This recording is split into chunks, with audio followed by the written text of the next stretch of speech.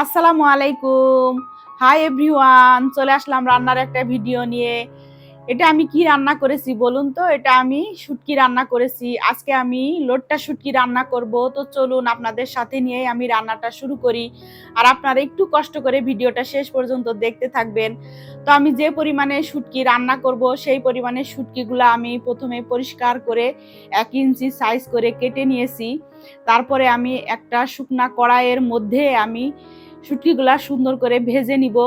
যখন একটু লাল লাল মতো হয়ে আসবে, শুটকির ফ্লেভারটা বের হয়ে যাবে, তখন আমার ভাজা হয়ে যাবে। তারপরে আমি একদম ফুটন্ত গরম পানির মধ্যে 20 মিনিট ভিজিয়ে রাখবো। এটা ভিজিয়ে রাখার ফলে শুটকির গায়ে যে ময়লা থাকে সেটা বের হয়ে যায়। দেখেন পানিটা একদম কালো হয়ে গিয়েছে।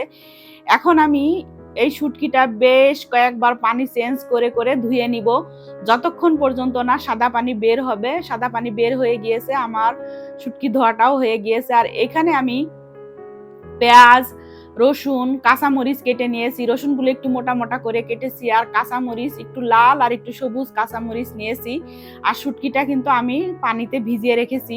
এখন আমি রান্না শুরু করে দিব। তো প্রথমে আমি কড়াইয়ের মধ্যে পরিমাণ মতো তেল নিব। তেলটা একটু বেশিই নিতে হয়, আর আমি এটা সরিষার তেল দিয়ে রান্না করব। তেলটা যখন একটু গরম হয়ে আসবে তখন আমার কেটে রাখা পেঁয়াজ, রসুন, কাঁচামরিচগুলো দিয়ে দিব। দিয়ে আমি একটু ভেজে নিব।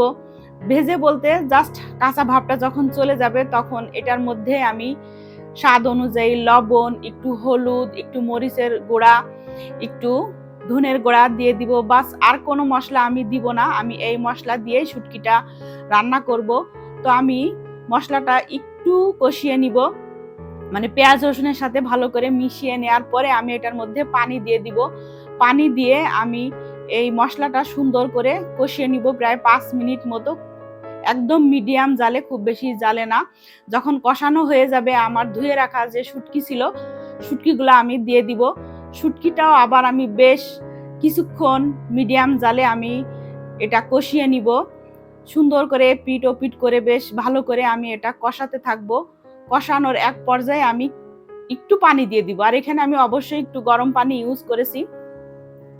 একটু পানি দিয়ে দিব যাতে করে মশলাটা শুটকির সাথে সুন্দর করে মিশে একাকার হয়ে যায়। তারপরে আমি ঢেকে দিব। তো এইভাবে করে ঢাকনা উঁচু করে বেশ কয়েকবার আমি নেড়ে দিব যাতে নিচে থেকে লেগে না যায়, তার জন্য।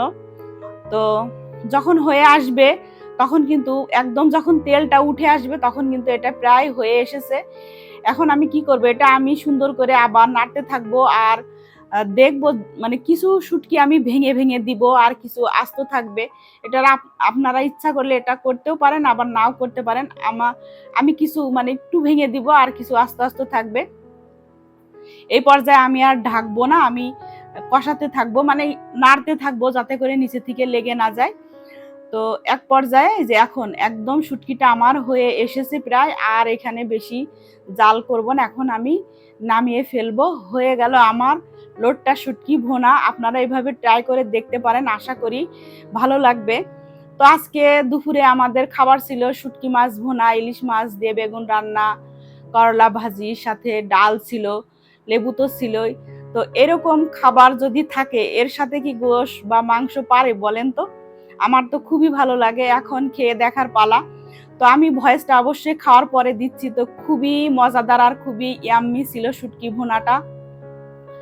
তো এই ছিল আজকের ভিডিও আপনাদের জন্য। তা আপনারা সবসময় ভালো থাকবেন, সুস্থ থাকবেন, আর ভালো ভালো খাবার খাবেন।